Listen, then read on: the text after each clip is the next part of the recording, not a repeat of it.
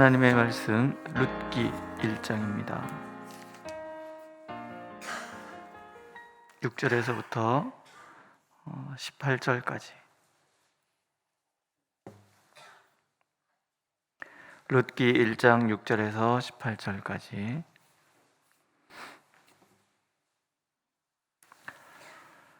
함께 읽겠습니다. 그 여인이 모압 지방에서 여호와께서 자기 백성을 돌보시사 그들에게 양식을 주셨다함을 듣고 이에 두 며느리와 함께 일어나 모압 지방에서 돌아오려 하여 있던 곳에서 나오고 두 며느리도 그와 함께하여 유다 땅으로 돌아오려고 길을 가다가 나오미가 두 며느리에게 이르되 너희 어머니의 집으로 돌아가라.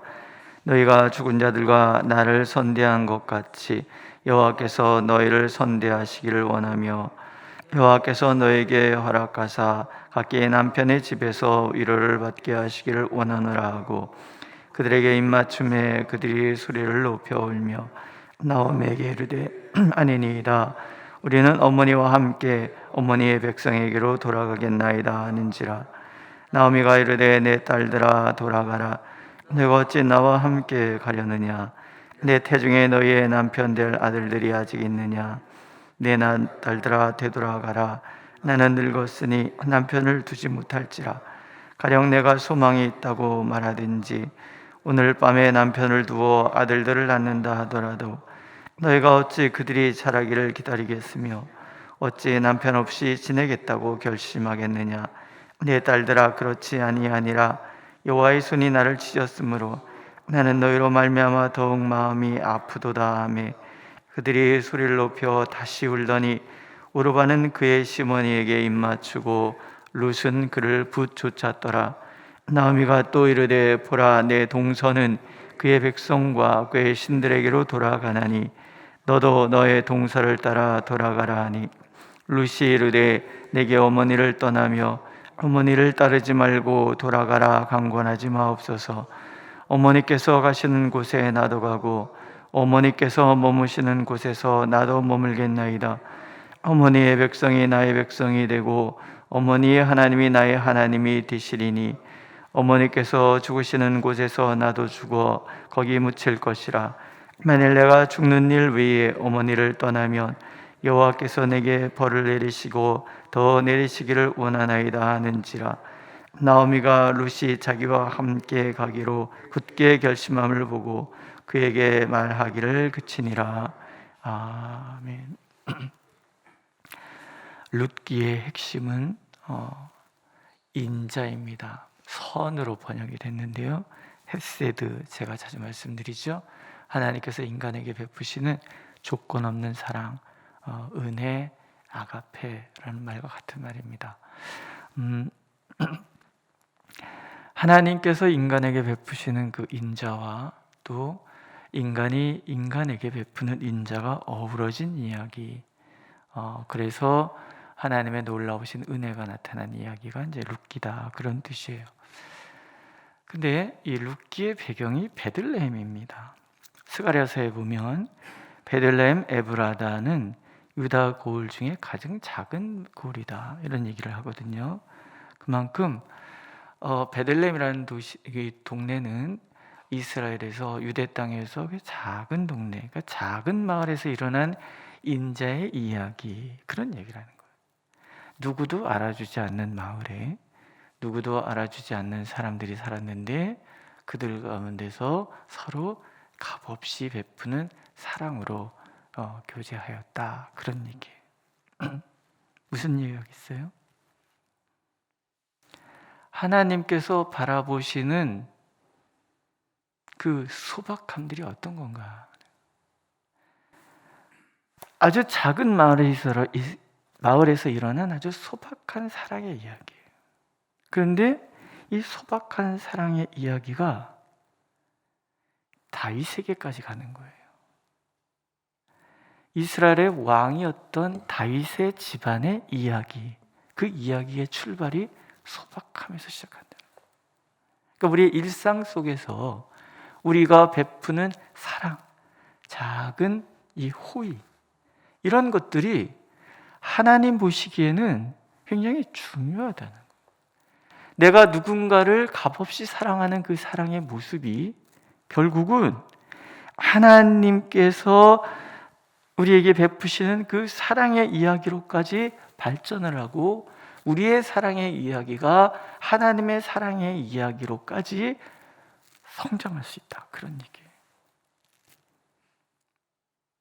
하나님께서 우리에게 어떤 국가적인 거창한, 누군가가 다 아는 그 어떤 거창한 그런 이야기를 원하시는 것이 아니라는 거예요. 우리 일상 속에서 내가 누군가에게 베푸는 그 선함이 하나님의 선함과 같은 선함이고, 그 선함을 통해서 하나님은 오늘도 구원의 놀라운 역사를 이루어 간다. 그런 이야기입니다. 룻기를 읽으면서 우리는 그래서 우리가 일상 속에서 서로에게 베푸는 작은 호의가 매우 중요하고 하나님께서 그것을 기뻐하신다는 것을 우리가 기억하는 거예요.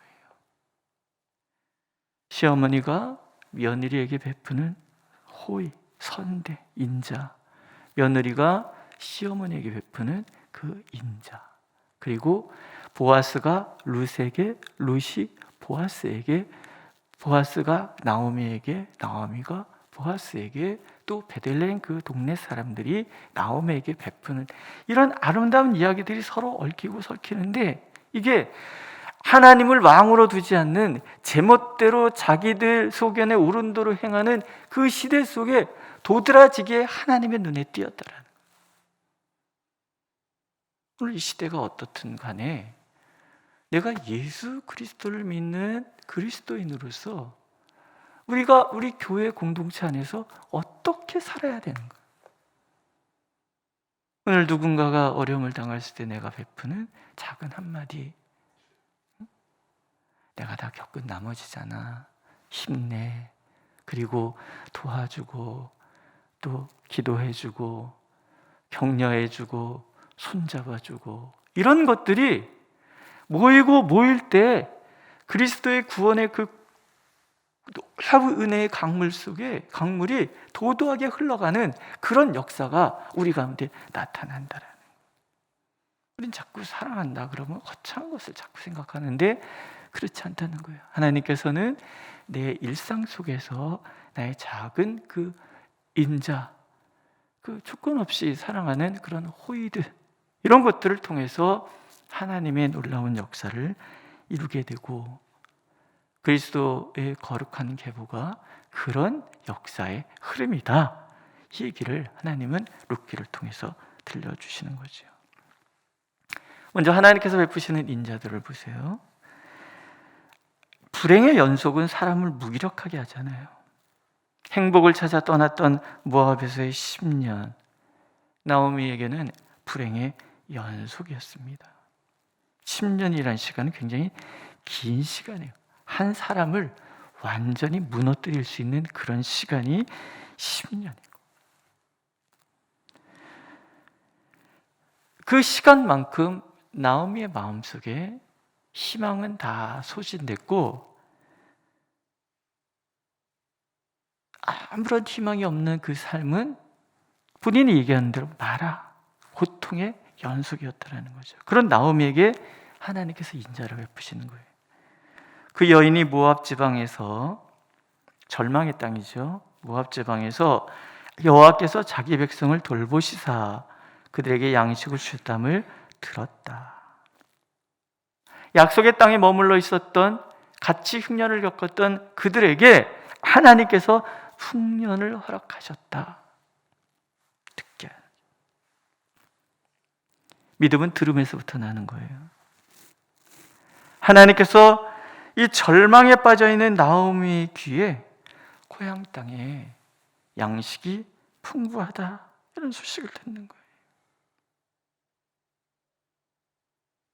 하나님께서 이런 소식을 들려주시니까 나오미가 결단을 하죠. 이에 두 며느리와 함께 일어나 돌아오려 하여 있던 곳에서 나왔다. 일어나고 나왔다라는 단어가 나오죠. 불행과 절망의 그 땅에서 내가 벗어나려면 일어나야 돼요. 좌절, 주저앉아 있는 것이 아니라 일어나는 것부터 시작해요. 일어나서 온 힘을 다 모아서 나와야 되는 거예요. 마음이 우울하고 슬프고 좌절되는 그런 상황을 계속 유지해서는 안 되는 거예요. 원래 우울하다는 것은 힘이 없기 때문에 일어나는 거거든요. 그러나 그럴 때도 우리는 일어나야 되는 거예요.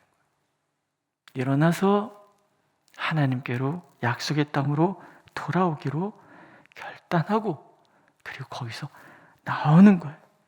첫 발을 내딛는 그 순간 이 발을 들다라는 말은 발을 억지로 높이 드는 거거든요. 하나님께로 나오기 위해서는, 돌아서기 위해서는 먼저 내가 내 온 힘을 다해서 일어나서 나오는 거예요. 첫 발을 내딛는 거예요. 하나님은 나오미를 사랑해서 소식을 듣게 하고 나오도록 인도해 가시는 거예요. 나오미가 며느리들에게 베푸는 인자도 있습니다. 나오미에게 베들레헴이 고향이겠지만 이 며느리들에게는 모압의 고향이에요. 언어가 다른 그 이방 땅에서 산다는 것은 만만하지 않습니다. 제가 보니까요, 중국동에서 부천 이 송내동에서 사는 것도요, 그게 만만하지가 않아요. 별거 아니잖아요. 수도권 다 연결돼 있고 뭐 다 경기도 말들 다 쓰시잖아요. 다 쓰시고 뭐 서울 말이나 경기도 말이나 그게 그거니까, 그렇죠? 다 쓴단 말이죠. 그런데 너무 달라요. 일단 중곡동 사람과 송내동 분들이 성격이 달라요. 말하는 폼새도 다 달라요. 제가 중곡동에 살 때는 교회에서 제 앞에서 큰 소리 내는 사람 아무도 없었어요. 근데 여기는 일단 소리부터 지르시더라고요.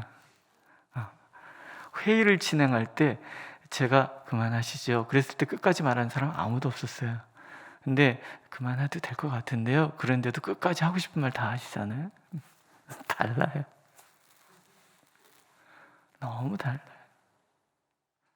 근데 사는데 지장은 없어요. 말은 통하잖아요. 근데 말도 안 통하는 이방 땅에서 살아간다는 것은요, 어려운 일이에요. 나오미가 아는 거예요. 그래서 돌아가라. 또 여기 이제 고엘이라는 근동 지방의 그 어떤 전통들이 나오거든요. 여기 보면은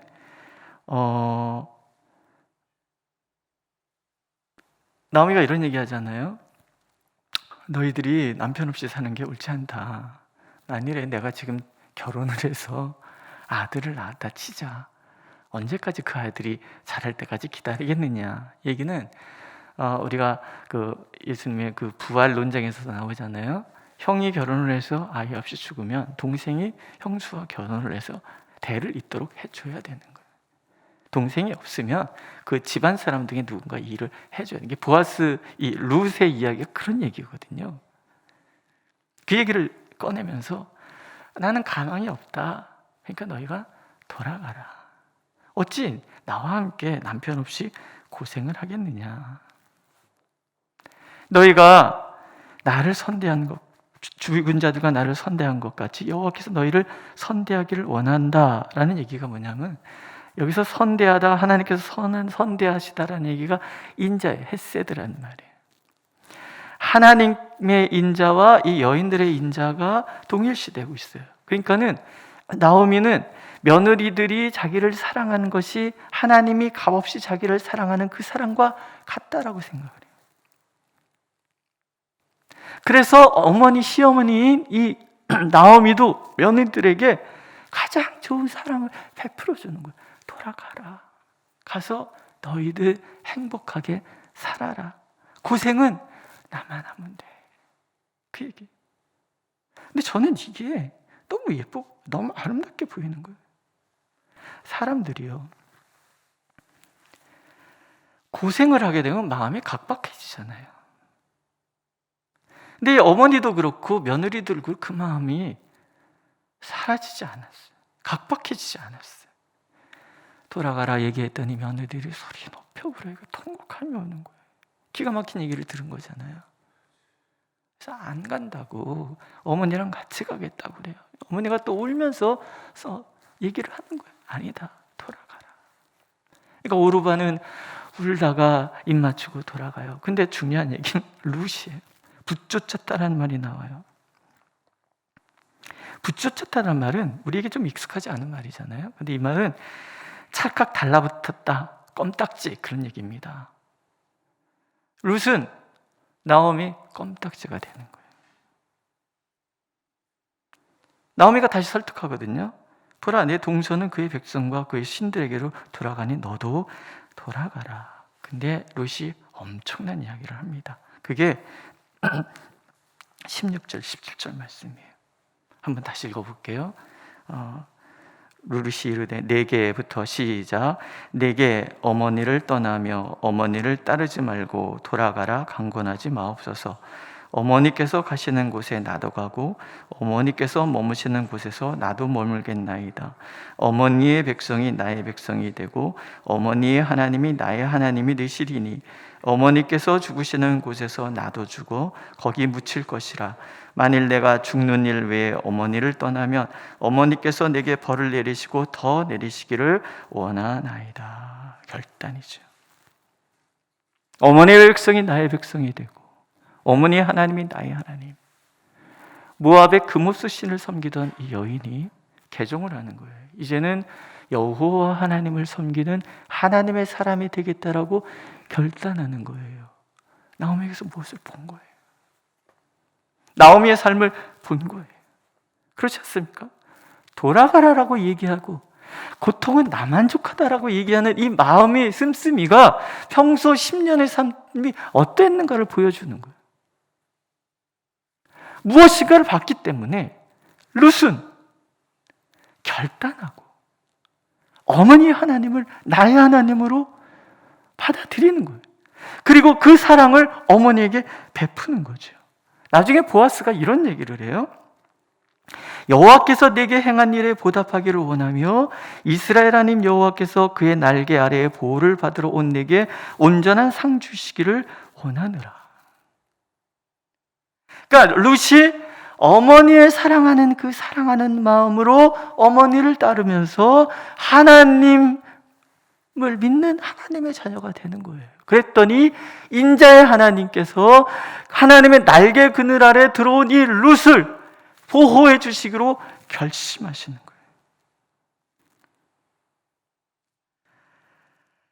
우리서 종종 세 사람이 들어오는 것이 중요한데 그것이 집안에 어떤 이짜저짜 복을 받는가 화를 당하는가 연결이 된다라는 이야기를 우리 이 땅에 살고 있는 조상들은 많이 얘기를 했고 우리도 그런 얘기들을 많이 들었어요.